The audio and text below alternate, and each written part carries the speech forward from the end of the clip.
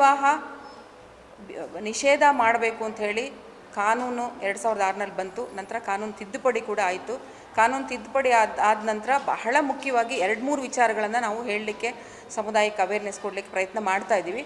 ಒಂದೇನಂತಂದರೆ, ಬಾಲ್ಯ ವಿವಾಹ ನಿಷೇಧ ಕಾಯ್ದೆ ಒಳಗಡೆ ಈ ಪ್ರಸ್ತುತ ಕಾನೂನು ಏನಿದೆ, ಪ್ರಸ್ತುತ ಏನು ಹೇಳ್ತದೆ ಅಂತಂದರೆ, ಯಾರೇ ಆಗೋ ಯಾವುದೇ ಬಾಲ್ಯ ವಿವಾಹಗಳು ಅಸಿಂಧು ಅಂತ ಹೇಳುತ್ತೆ. ಇದು ಒಂದು ನಾವು ಎಲ್ಲ ಸಾರ್ವಜನಿಕರು ಅರ್ಥ ಮಾಡ್ಕೋಬೇಕು. ಎರಡನೇದು ಏನಂತಂದರೆ, ಇದು ನಾನ್ ಬೇಲೇಬಲ್, ಯಾವುದೇ ಕಾರಣಕ್ಕೂ ಬೇಲ್ ಸಿಗಲ್ಲ. ಮೂರನೇದು ಪನಿಷಬಲ್ ಇದೆ, ಅಂದರೆ ಶಿಕ್ಷೆಗೆ ಒಂದು ಪ್ರಸ್ತುತ ಶಿಕ್ಷೆಗೆ ಒಳಪಡ್ತಾರೆ. ಆಮೇಲೆ ಬಾಲ್ಯ ವಿವಾಹ ಆದಮೇಲೆ ಸಾಕಷ್ಟು ಪ್ರಕರಣಗಳು ನಾವು ನೋಡ್ತಾ ಇದ್ದೀವಿ. ಪೋಕ್ಸೋ ಕೂಡ ಅಪ್ಲೈ ಆಗುತ್ತೆ. ಮಕ್ಕಳ ಲೈಂಗಿಕ ಅಪರಾಧ ಏನಿದೆ ಅದು ಕೂಡ ಅಪ್ಲೈ ಆಗ್ತದೆ.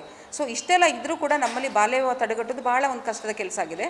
ಇವತ್ತು ನಾವು ಯಾಕೆ ಇಲ್ಲಿ ಈ ಒಂದು ಪತ್ರಿಕಾಗೋಷ್ಠಿಯನ್ನು ಹೇಳಬೇಕಾಗಿರೋ ಮುಖ್ಯವಾದ ವಿಷಯ ಏನಂತಂದರೆ, ಇದು ನಾವು ಇದು ಕೇಂದ್ರ ಅಂದರೆ ಇಡೀ ಭಾರತದಾದ್ಯಂತ ಜಸ್ಟ್ ರೈಟ್ಸ್ ಫಾರ್ ಚಿಲ್ಡ್ರನ್ ಅಂತ ಒಂದು ನೆಟ್ವರ್ಕನ್ನು ಕಟ್ಕೊಂಡು ಇಡೀ 416 ಜಿಲ್ಲೆಗಳಲ್ಲಿ ಕೆಲಸ ಮಾಡ್ತಾ ಇದ್ದೀವಿ.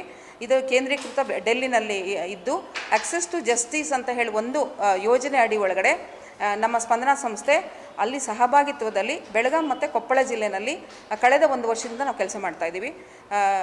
ಈ ಕೆಲಸ ಮಾಡ್ತಾ ಇರೋ ನೋಡೋದಂದರೆ, ಮದುವೆ ಸೀಸನ್ ಏನಿದೆಯಲ್ಲ, ಈಗ ಬಹಳ ಮುಖ್ಯವಾಗಿ ನಾಳೆ